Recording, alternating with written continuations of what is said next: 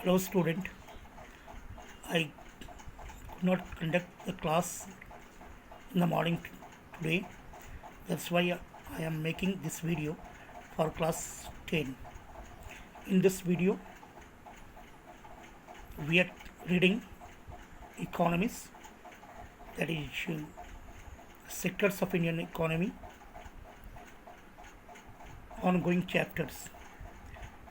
And the topic that we are discussing is reason for moving workers towards unorganized sector. It is known to you all that in the unorganized sector, workers face a number of problems like low salary, various types of exploitation, etc. Even though they move to enter the unorganized sector, jobs due to the following reasons. See the reason. First, the employment opportunities in the organized sector have been expanding very low. The second reason, many organized sectors enterprises have adopted the strategy of the unorganized sectors, such as to evade taxes and refuse to follow the laws that protect laborers.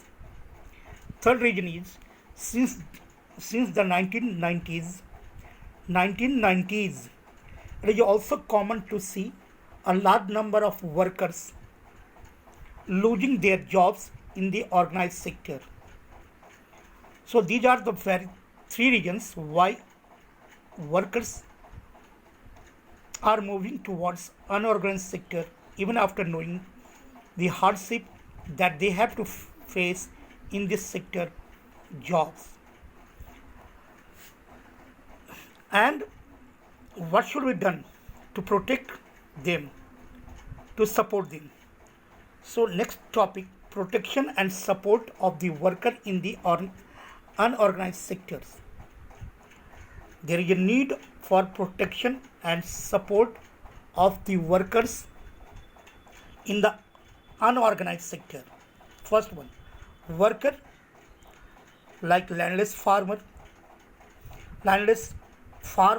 laborers, small marginal farmers, sharecroppers, and artisans, etc. in the unorganized sector need to be supported through adequate facility for timely delivery of seeds, agricultural inputs, credit, storage, and marketing facilities. Once again, see, workers, especially in rural areas, comprises workers in unorganized sectors like landless farm laborers, small marginal farmers, sharecroppers, artisans in the rural area, in the unorganized sector, need to be supported through adequate facilities for timely delivery of seeds, agricultural inputs, credit, storage, and marketing facilities. Second, protection. Public works program like construction of roads and school building, digging of canals, etc. should be implemented in the rural areas to provide employment throughout the year. Third, production. Since the worker in the unorganized sector have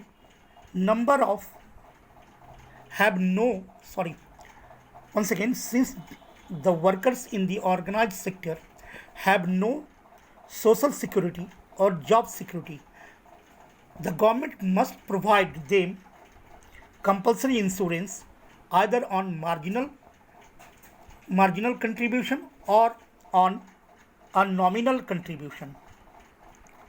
Next, government must provide to SC and backward communities worker, economic and social safety.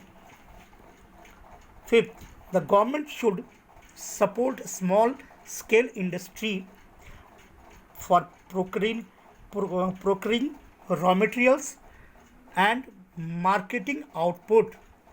So these are these are the needs that government should provide to the worker engaged in unorganized sector, either in rural areas and urban areas. That's all. Thank you.